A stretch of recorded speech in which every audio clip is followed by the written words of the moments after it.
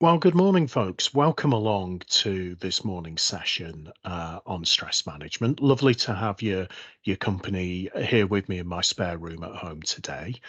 Um, just waiting to see who else is going to turn up and attend the workshop, the webinar this morning. So we'll just wait and see who else is going to come along. And whilst we're doing that.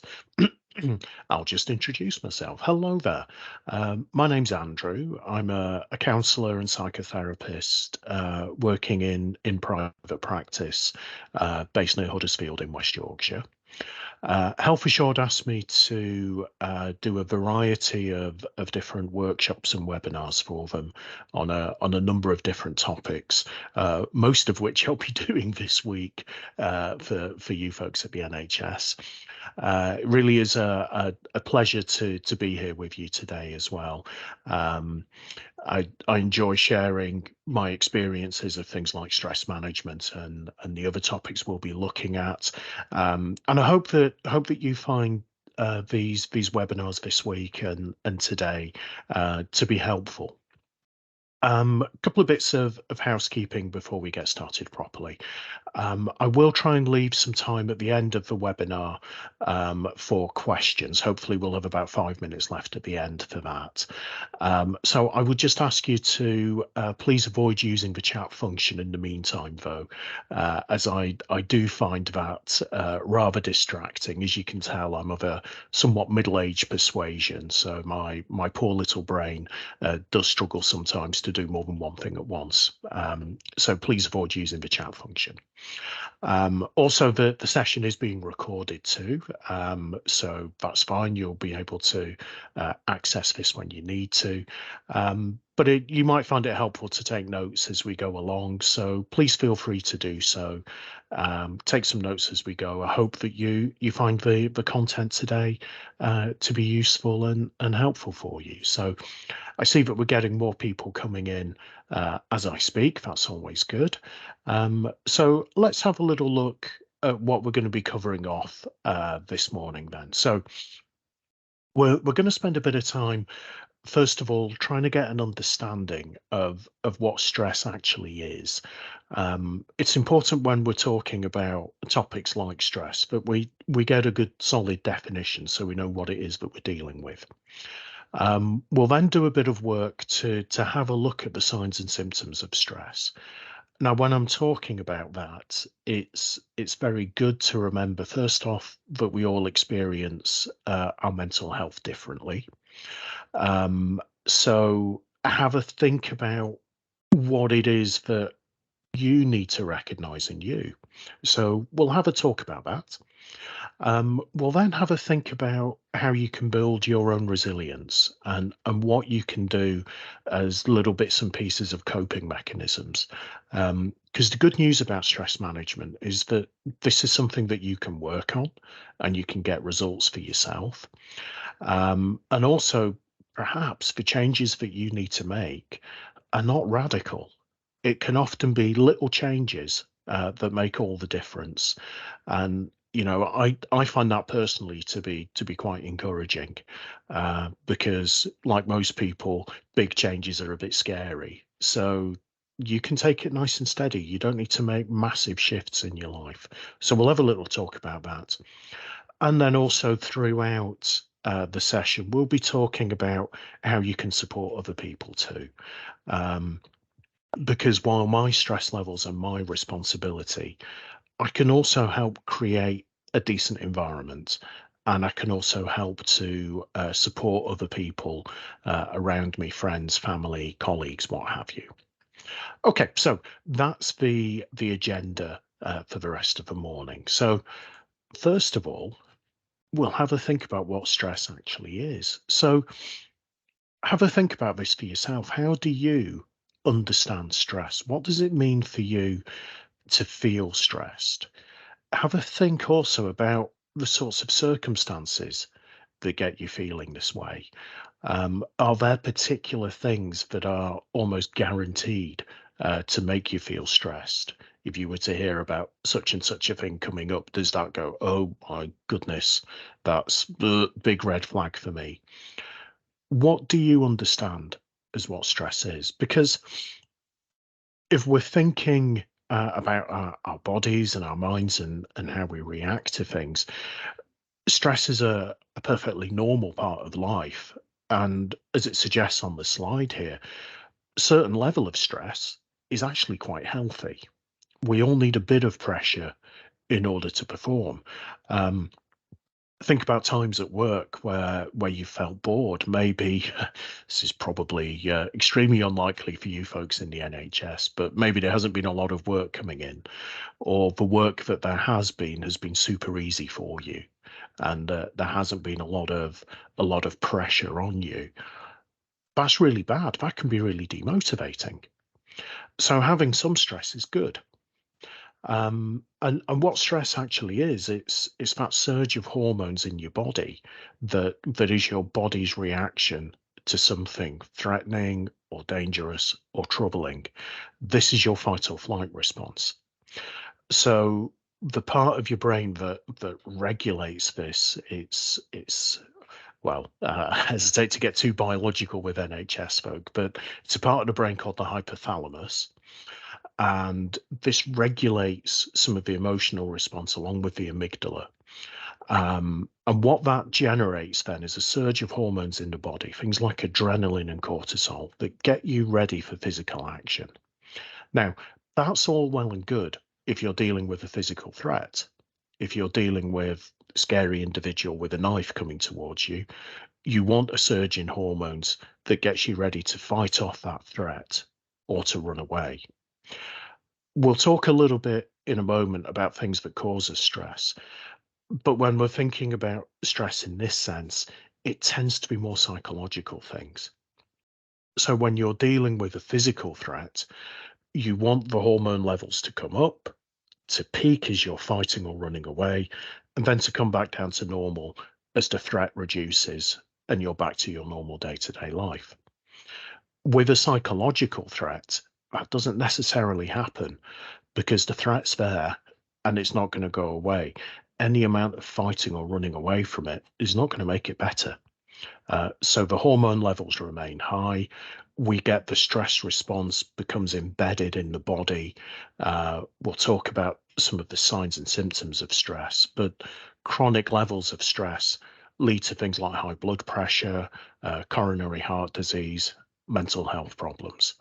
So it is well worth considering your stress levels and thinking about how you can manage things. So that's stress. Now, what are some of the causes of stress? Well, have a look at the list on the slide there. And as you read through that slide, I think you'll spot that none of the things on there are particularly weird or massively unusual things. You know, maybe the sorts of things we can all expect to happen in our lives at some point. We can all expect to, you know, maybe have changes in financial obligations, particularly at the moment. Maybe we will get injured or have a chronic illness. None of these things are massively out of the ordinary, but they cause us problems and they cause us stress. Some of the things may not be particularly that bad or that necessarily a bad thing, is what I'm trying to say there. Yeah.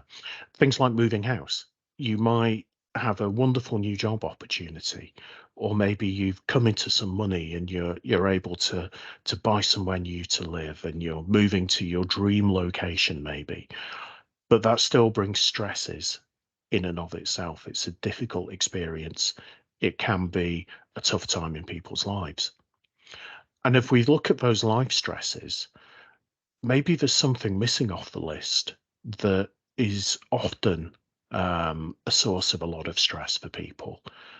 And that's something we're all doing right now. That's work.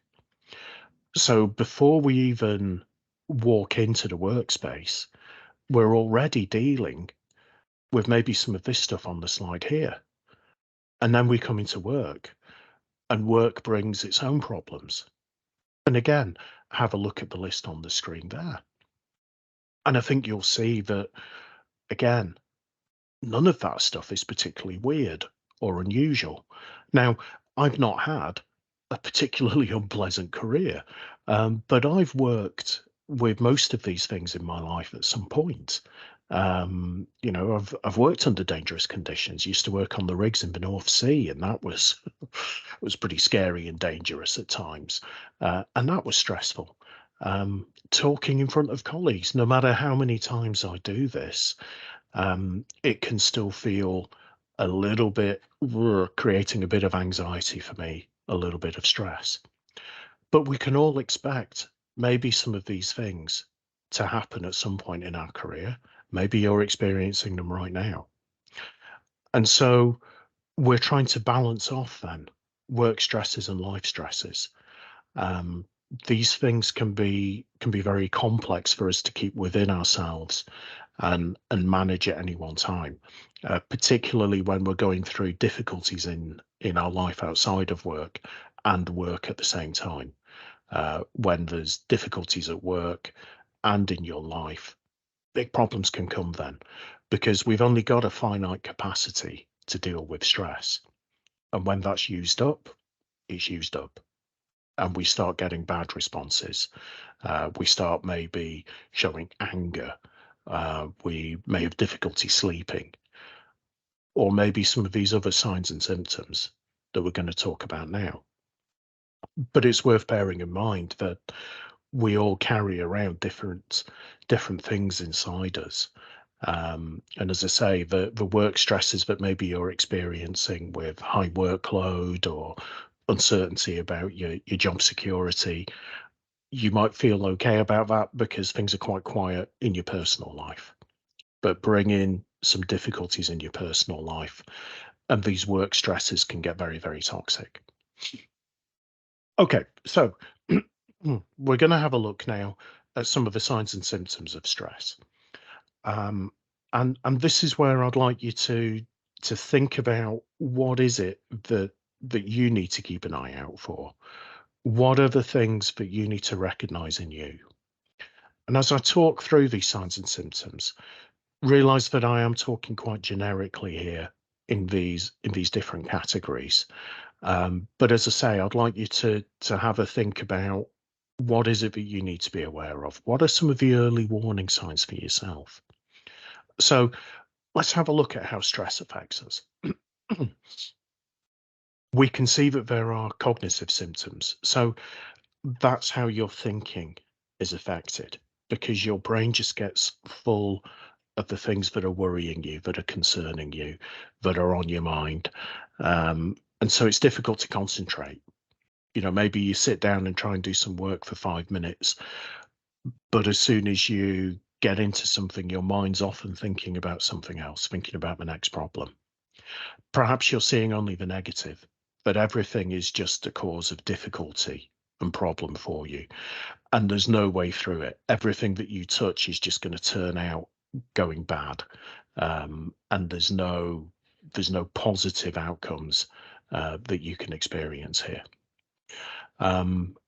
I've certainly experienced this with memory problems. I was going through a particularly difficult time at work around about 10 years ago, before I started my retraining to be a therapist. Came home from work, got the train home, had a message from a friend to meet him in the pub for a drink when I got home.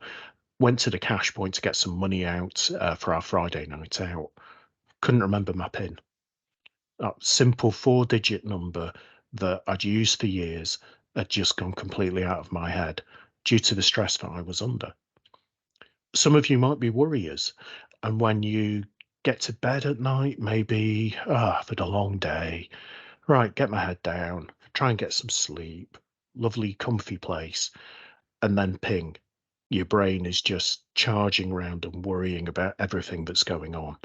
And even though you know the worry is illogical and it's not going to fix anything, it doesn't stop you from worrying. Maybe we have emotional problems. And again, because there's so much in your mind, that reduces your tolerance for other people sometimes. So maybe you get irritable or angry, maybe irritable with yourself at not being able to manage the stress, not being able to cope, maybe just random anger are people getting in your way? And we'll talk some more about that.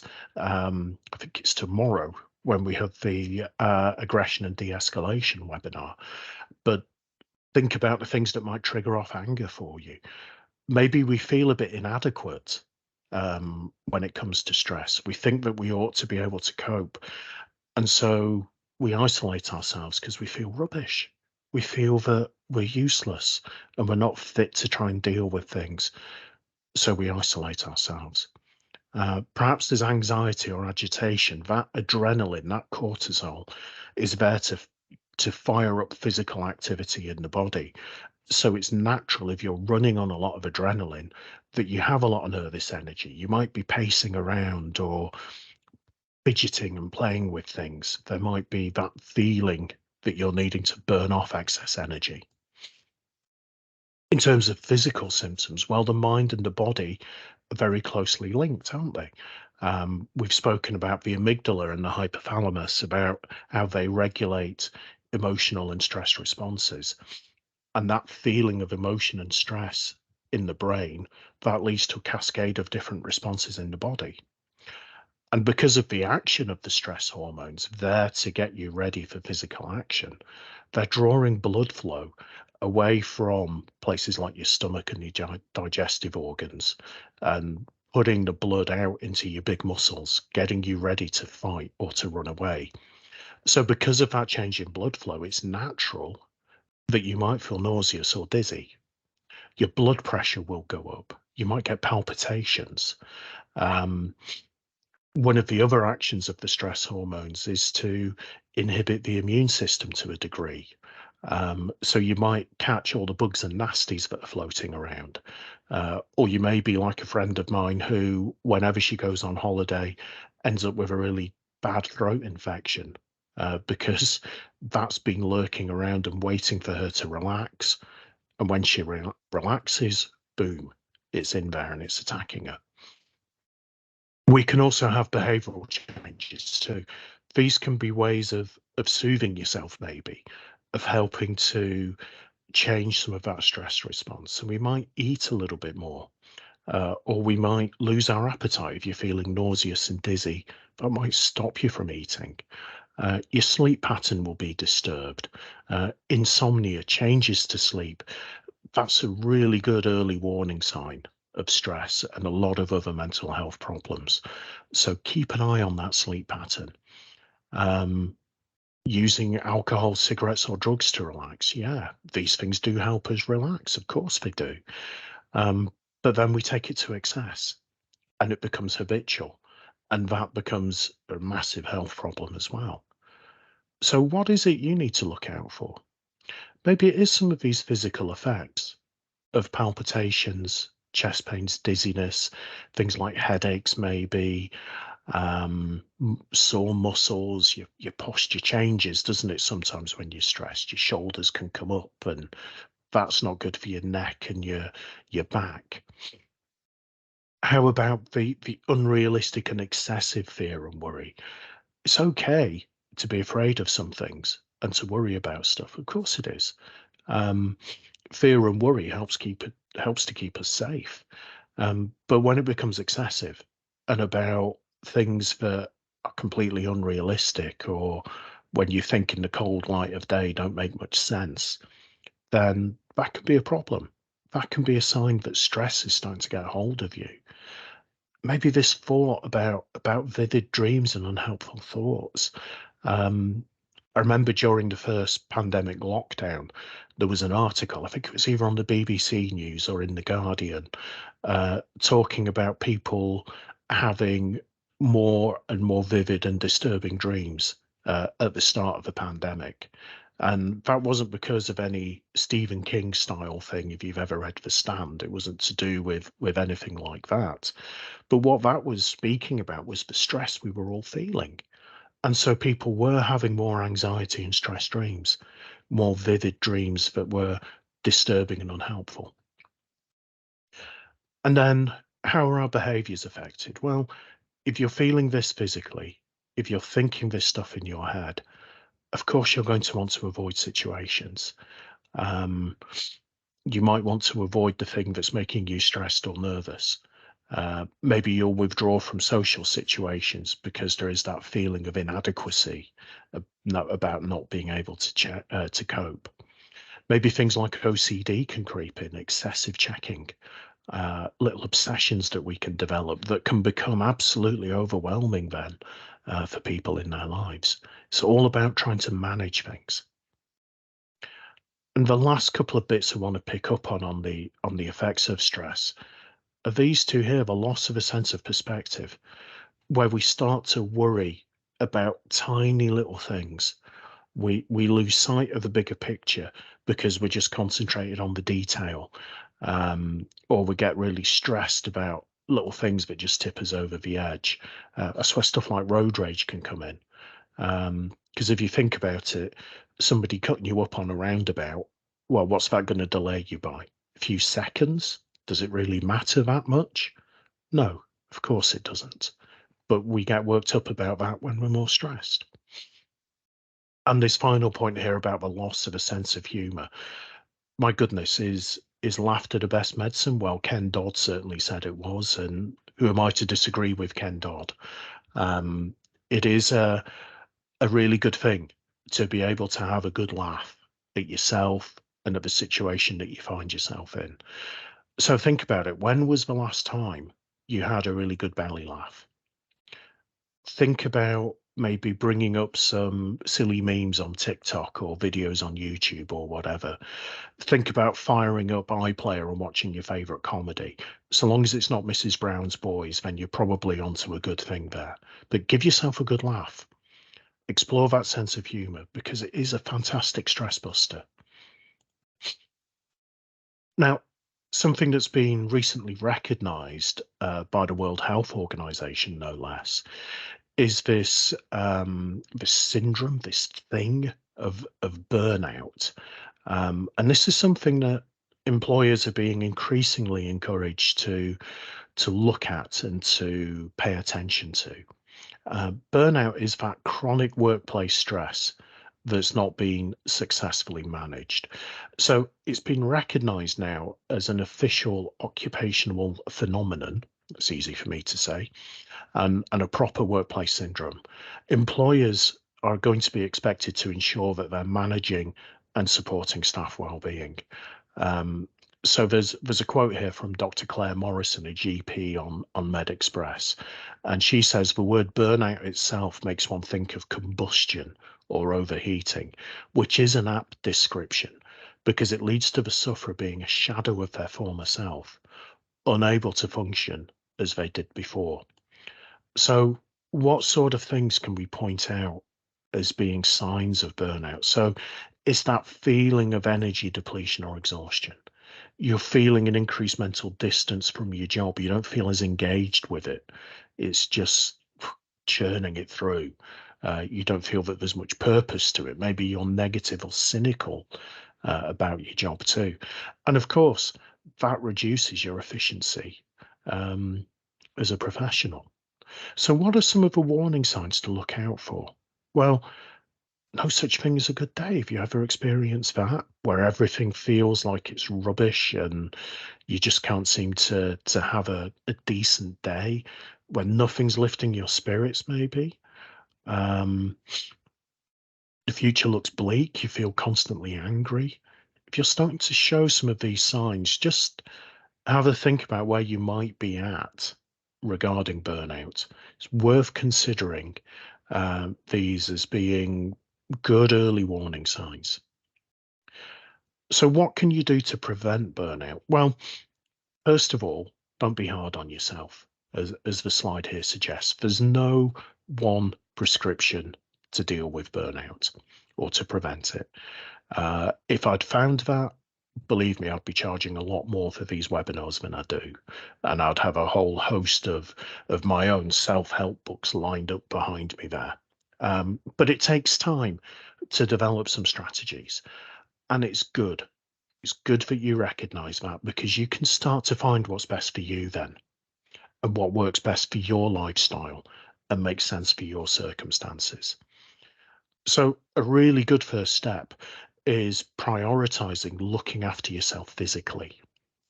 So think about healthy eating. Your 5 portions of fruit and veg a day. You're reducing the amount of red meat that you eat, increasing the amount of oily fish, getting decent exercise. Now, the exercise doesn't have to be heading down the gym and lifting heavy stuff.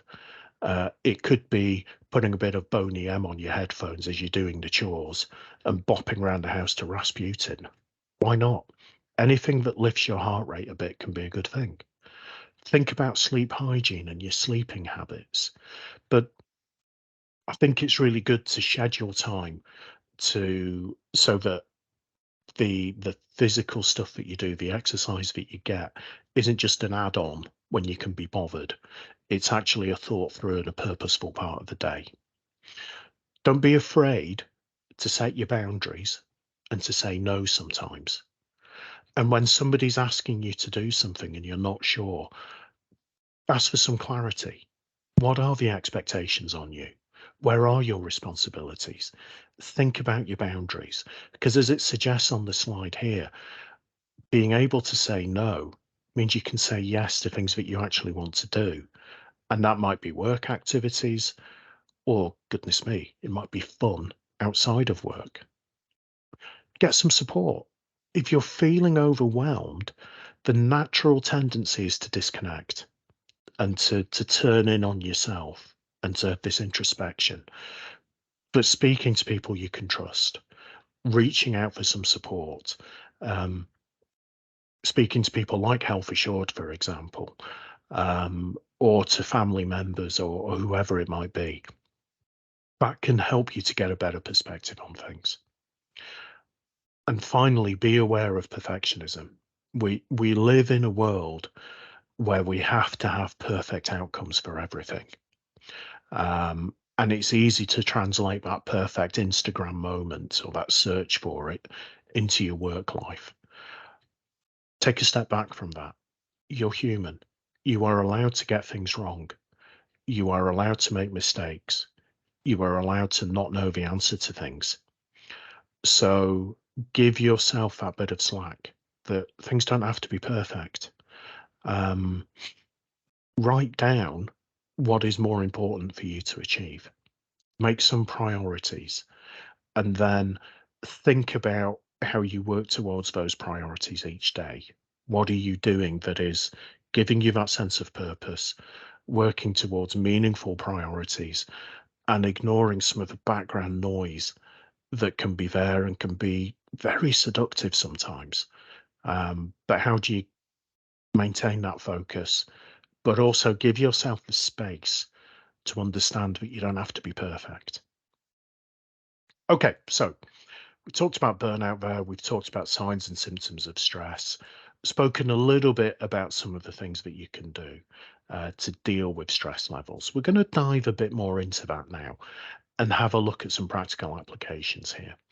Because it's important to recognize that your stress levels are your responsibility to try and deal with.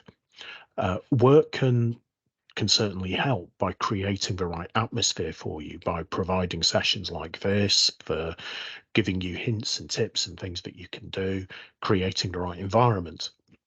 But it's actually up to you to do something. We can have all the theory in the world, and that's fine and dandy. But what happens when you hit the real world and you actually have to do something? So let's have a look at some of the practical stuff that we can do. And I hope you'll be encouraged here that the stuff that maybe you need to do isn't about massive change. This isn't about you starting an alpaca farm and running away to join the circus or something like that. This is you about making little changes that can be helpful. But the first thing to do is recognize that you need to make a change. So think about those signs and symptoms we spoke about a little bit earlier. Are you starting to see some of those come in? Okay. So what do you need to do then? You don't have to have the answers right now. As I said a little bit earlier, it's okay not to have any answers. It's okay not to know what to do. But think about how you can start to investigate then. What might work for you? what solutions could there be that can be helpful for you? So recognize the need to change. Don't beat yourself up. Very importantly, don't judge yourself, and set the challenge to work out some solutions then. And one of the best things you can do is to have a support network, colleagues, friends, family, professionals like myself, EAP like Health Assured, but use that support network that you have, because that can help you just blow off a bit of steam sometimes too. If you need to just talk to somebody to get some stuff out there, to just recognize it, that can be massively helpful. Now, one of the things that I found very useful for myself personally is this concept of mindfulness. So this isn't about sitting in the lotus position, learning to levitate and wearing saffron robes and things. What this is about is awareness. The basic start of mindfulness is, as it says in the second paragraph here, it's that reminding yourself to take notice of your thoughts, your feelings, your bodily sensations. That is the massive first step into mindfulness. Your mind can play all sorts of tricks on you. We can imagine all sorts of fanciful things going on.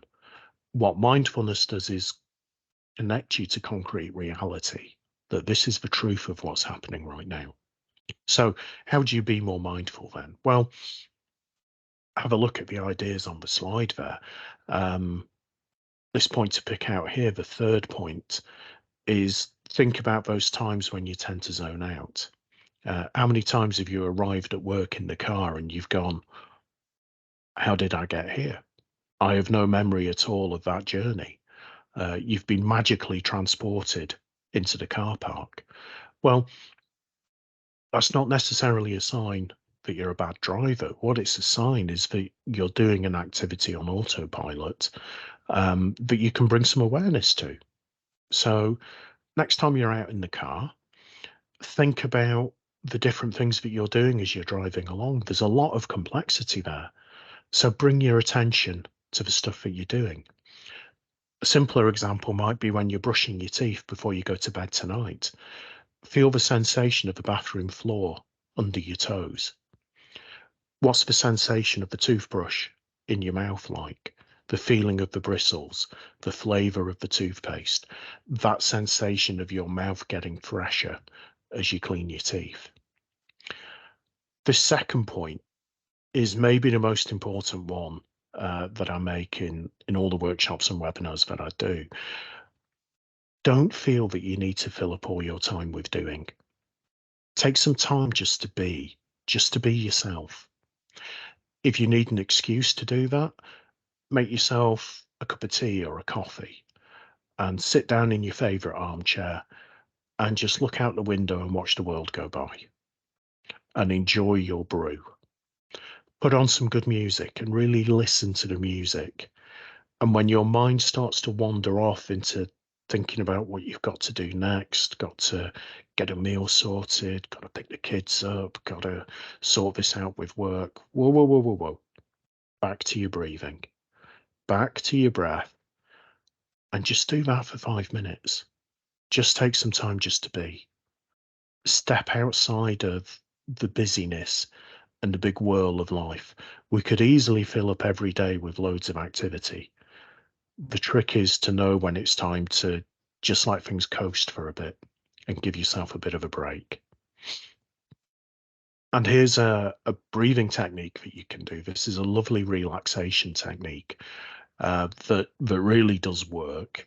I'll talk you through it first of all, and then I'll explain how it works for you. So what you do with this one is, and I like to do this when I've spotted something that's agitated me a little bit. I've got that little flicker of anxiety in my chest, maybe. You sit down and relax, and you put your bottom as far back in your chair as it will go so that your back's nice and supported. You place your hands in your lap and you close your eyes. And you breathe in for a count of 3, hold your breath for a count of 3, and breathe out for a count of 6. So it's a nice big deep breath in You hold your breath, and then a slow release. And as I said on the previous slide, when your mind wanders off into other things, which it will do, just bring your attention back to your breathing. Now, you can do this for 5 or 10 minutes, as it says on the slide here, or you can do it for just a few moments, 30 seconds to a minute. If you breathe out for longer than you breathe in, you will find that that is naturally relaxing. It's a good technique just to slow things down. Now, why this works? Well, a couple of reasons. First of all, it isn't a natural way to breathe, is it? So you need to concentrate to do it. And the element of counting helps with the concentration too. So that's a good thing, to focus on something else, get away from concerns and concentrate on breathing.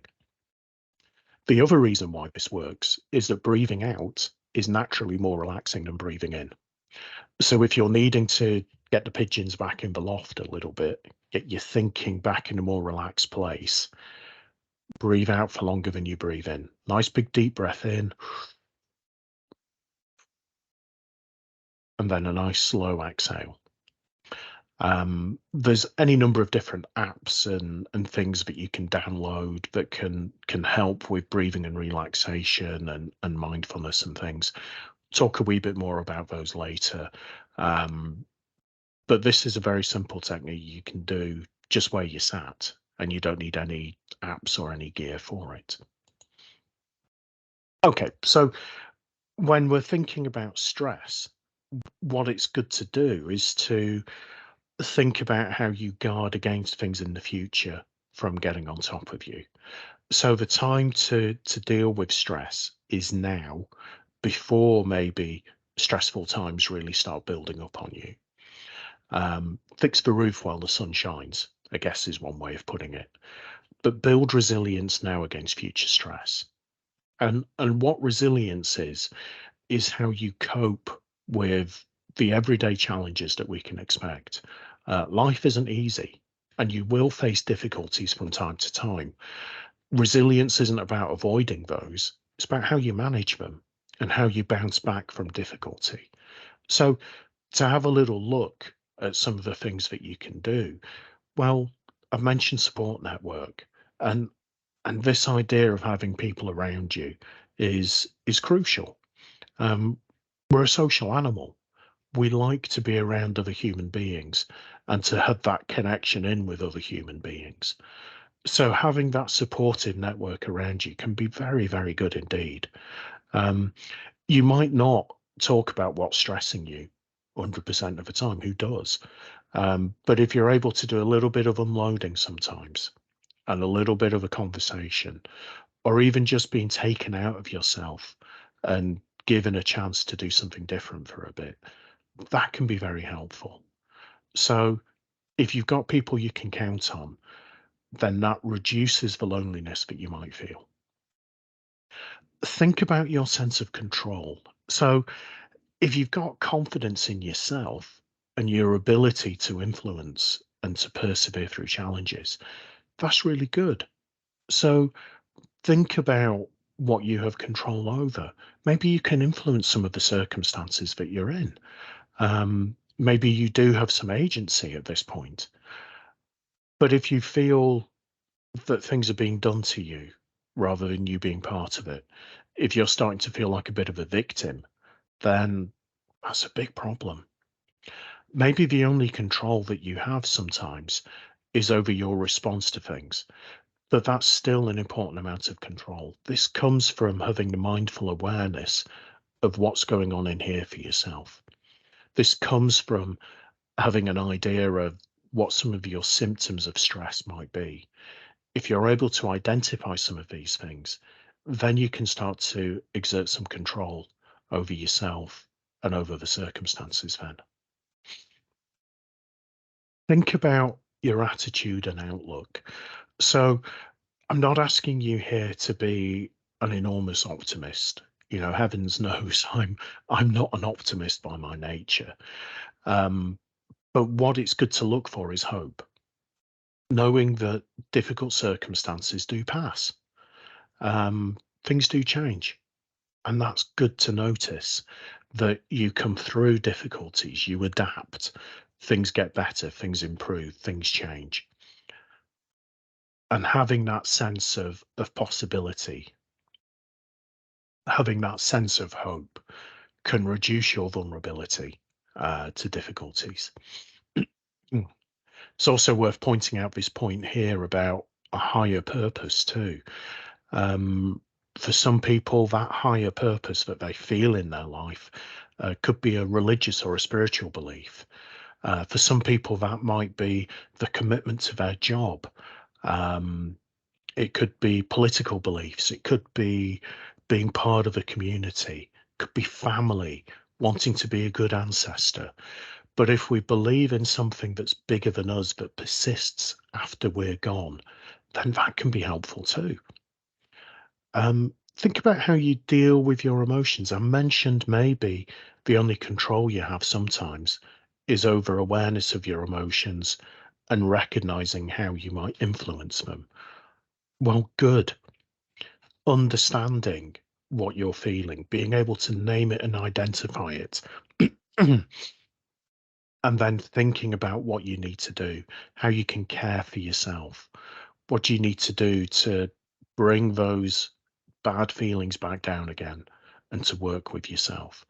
We'll talk a little bit about self-care in a moment, but that's part of the picture here is how you deal appropriately with your feelings. And the final thing to think about here is knowledge and preparation. It's good to know how long something's going to go on for, um, how what you can expect of a situation and the difficulty that's there. One of the many problems, but one of the problems people had with the lockdowns during the pandemic was not knowing how long this was going to go on for. Was it going to be a few days, a few weeks, a few months? We just didn't know, and the government couldn't manage that expectation because they didn't know either. But if you're able to manage your own expectations, think about this in relation to an injury or to surgery. If you know how long that injury is going to take to heal, or what your recovery is going to be like after your surgery, that's going to help you manage things a little bit better. Um, Another thing to think about here is your history. At risk of sounding a bit cheesy, we've all been through tough times in life. We've all had difficult experiences. You have all been through the most difficult day of your life so far, and you've come through it. Good. So, what was it that got you through that difficulty? What was it that helped you to keep a sense of perspective or to manage or just to keep persevering and get through to where you are today? What was it that helped you do that? And maybe you need to tap in to some of those memories just now and to remind yourself of the good things that you did, or even just that you got through it. It may not have been pretty. You may not be about to appear on Oprah or Loose Women um, to publicize your self-help book about triumph over disaster, but you came through it. So what did you do? How did you manage things? What story can you tell yourself the truth about your ability to deal with things? Now, what it's important to remember here is the useful aspect of self-care. So this is where you, in a way, you take off all the different hats that you wear, and you remember yourself as a human being. So to kind of put that into plainer English, there are different responsibilities I have. I'm a friend, I'm a son, I'm a husband, I'm self-employed, so I've got responsibilities there too. All these things require different aspects of myself and me to play different roles. But what it's important not to forget is Andrew, who is Andrew, the me behind all of that. And when all the other responsibilities have gone, all the other hats are taken off, how am I caring for Andrew, who is Andrew? How am I looking after him? And this is where this concept here of self-care comes in. Um, so it's looking daily for things that inspire, nourish, and strengthen us.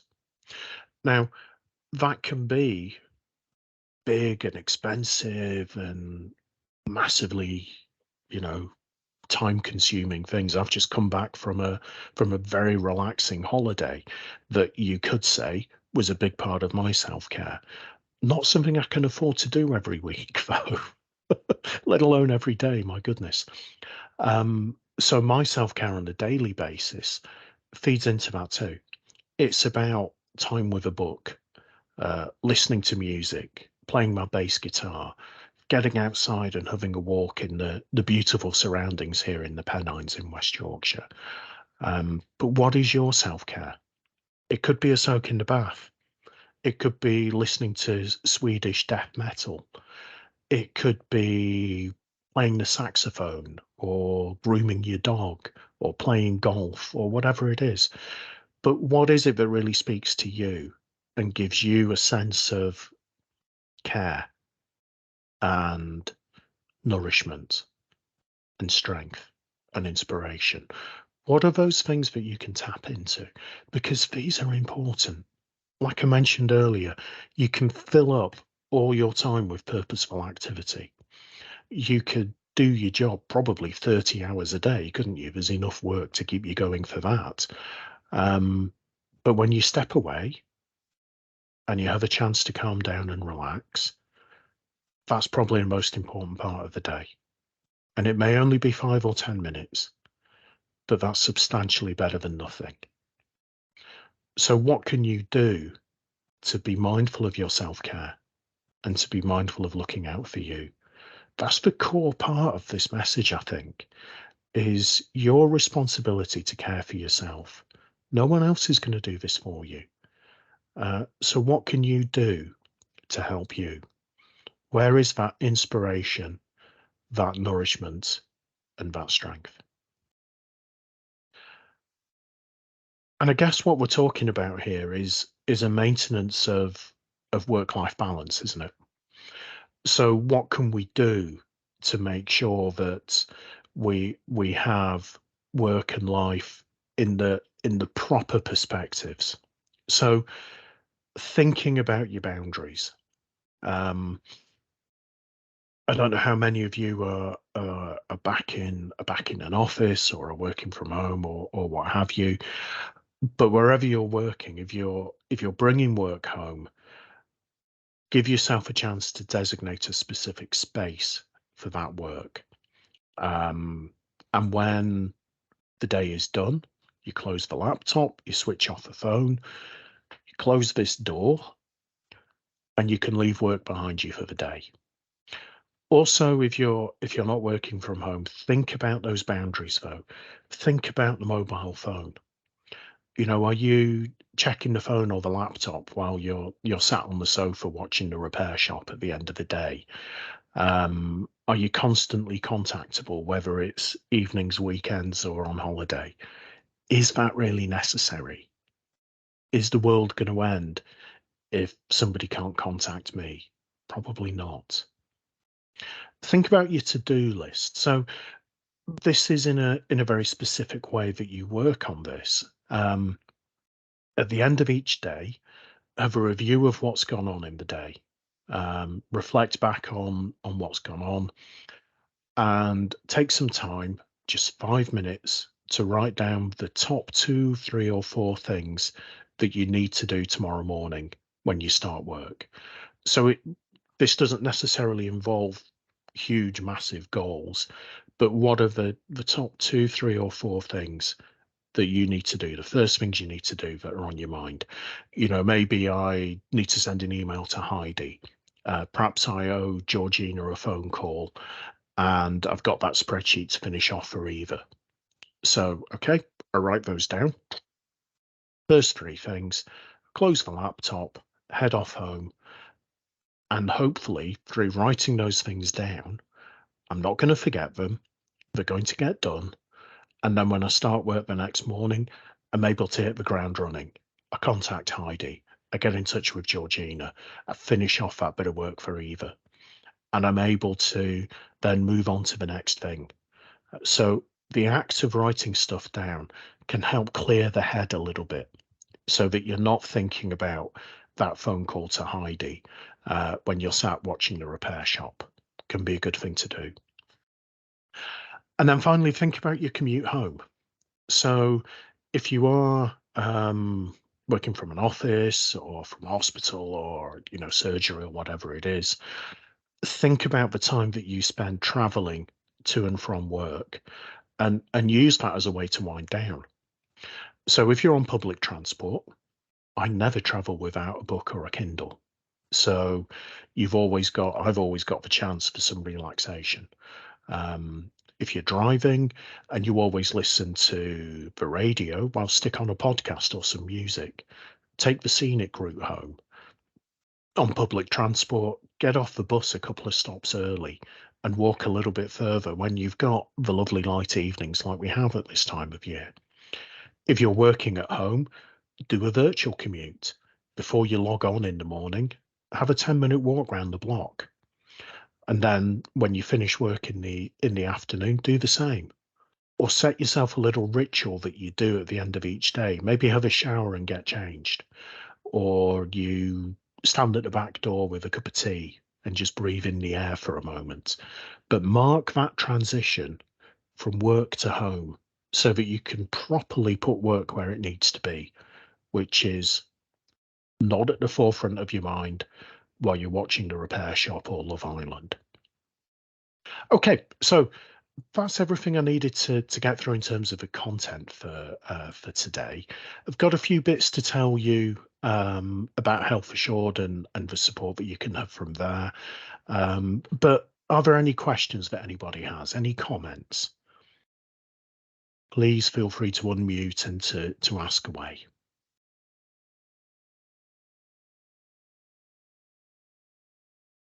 Okay, good. I'm taking that as a good thing then if there's silence. Hi. Hi, It's Eva. it's not a question, it's more of realization. So I really love the to-do list Yeah, because when I go home in my current job and my previous job, I always take it with me. And just like you say, I'm thinking, I've got to finish off this, got to phone calls and, to make sure that I leave everything perfectly for the next day. yeah, But yeah. having a to-do list and prioritize that the next thing I'm at work, I think is really, really good. So I love that. Thank you so much. No problem, no problem. And it's simple things like that that can make a big difference. And try it. Try it and see if it works for you. And if it does, oh, fantastic. If it doesn't, not a problem because it's only a little thing and there's other stuff that you can try. But I find it very helpful just to park work where it needs to be, and it's often the little things like making contact with people or chasing up an email or whatever it is that plays in my head in the evening. So if it's written down, I'm not going to forget to do it. When I log on in the morning, it's going to get done. And often the churning around in the head is just, oh, remember to do this, remember to do it, remember. But if you write it down, you don't have to remember. Any other questions and comments there? Okay, so let's have a little look at the service that Health Assured can provide for you. Now, I'm aware that you all work for different trusts, maybe, and different parts of the NHS. So the number of sessions that you might be able to get of therapy might be different, and the way that you can access Health Assure's very useful app, My Healthy Advantage, may be different too. Heidi, do you need to chip in at any point on here. It might be best handing over to you actually to do the It- overview of Health Assured. You'll know more about this than I do. No, 100%. I'm happy to if you're happy for me to, Yeah, Andrew. yeah, please go for it. Yeah, so like Andrew was just saying, everybody's sort of access will be slightly different, but ultimately the service that you get will still be exactly the same. Um, so the first thing to just kind of address is the EAP is available 24/7, 365 days a year. You can access that at any stage. It doesn't have to be sort of uh, to access counselling necessarily. Even like Andrew said at the start, if you do have a bit of a bad day and you just need to rant, um, we're here to listen. So we have the telephone support. First of all, you can make management referrals. There's the emotional coaching and support, the management consultation. That is something that I think is really, really important, and is probably one of the most underutilized services that we have. Um, if you are a manager, and you are unsure how to support someone, you can again just give us a call and we can give you some over the phone coaching. And it's something that I wished I'd used when I was a line manager back in the day, because it can often be quite an isolating position to be in, where you think, "Ugh, I'm meant to know all the answers." Well, you're not. 100%. It's so true. And I think that again, we've been speaking about stress for an hour, and that can be a really stressful situation as a manager to be in. So utilize it. If you're not sure how to deal with something, just reach out and you can get that support there and then. We then have the app, which I'm not sure if any of you have ever used before, but please do if you don't. Um, Again, Andrew has referenced breathing techniques and things you can do to ground yourself. On the app, there's so many different sort of tools and techniques you can utilize. There is breathing techniques on there that you can do as and when you need to. There's a weekly mood tracker. So again, you can keep an eye on, maybe you have had a bit of a bad week, but you can see that the week before you had a good week. So use those tools that are there for you. There's 4 weekly plans. So again, one of those is sleep. So there's so many things that you can do to make sure that you are continuing to look after yourself. This is how you download the app. You will all have different codes to access it. So if you're not sure of what your code is, just reach out to your relationship manager or your account director, and they can provide that to you. But yeah, so many videos, so many articles, loads and loads of different tools and techniques that you can use. We also have the mental health hour. So if, for instance, you don't feel 100% comfortable picking up that phone and reaching out, we do a different topic monthly, and it's a question and answer with one of our helpline counsellors. And it's a really nice way to just get an answer to a question that you might want to ask and tap into that support. Again, one of the main things we want everyone to take away from today is to reach out for that support as and when you need it. We have the Spotify as well. So again, Andrew's mentioned on several occasions the benefit of music. There are so many benefits to it. There's playlists for helping you sleep, playlists for helping you get your heart rate up. So many different things for you to listen to. So take a look at that. And then we also have the Peace of Mind podcasts as well, which is hosted by my colleague Kaylee. And that's where we look at sort of slightly more taboo topics, and things that, again, people might not necessarily feel 100% comfortable reaching out for in that first instance. But have a listen, and again, you'll find that you might not be the only person that's dealing with something like that. And then I think that's it for me, isn't it, Andrew? Yeah. I think it is. Yeah, yeah. That was your final slide. Thanks, Heidi. And just to pick on what Heidi was saying there, that there are many subjects around mental health and well-being that are a bit of a taboo for us to talk about. But as the old Channel 4 program, Embarrassing Illnesses, said, there's no shame, we're all the same. And Yeah. we can all experience ups and downs in our mental health. And it's not a sign of a moral failing or a fundamental psychological problem. It's just a sign of being human. And there's nothing wrong with it in and of itself. Well, thank you everyone for your attention today. It's been lovely spending the past hour with you. Just before I close things down, though, well, before I leave, are there any further questions and comments before we finish? Well, thank you very much. I'm hearing the dinner gong going outside, otherwise known as the clock on the town hall here, bonging for 12 o'clock. So thank you very much for your attention today. Maybe I'll see some of you in a few hours' time for the resilience workshop. But thanks so much for being here, and hopefully our paths will cross again sometime. Take care. Bye-bye.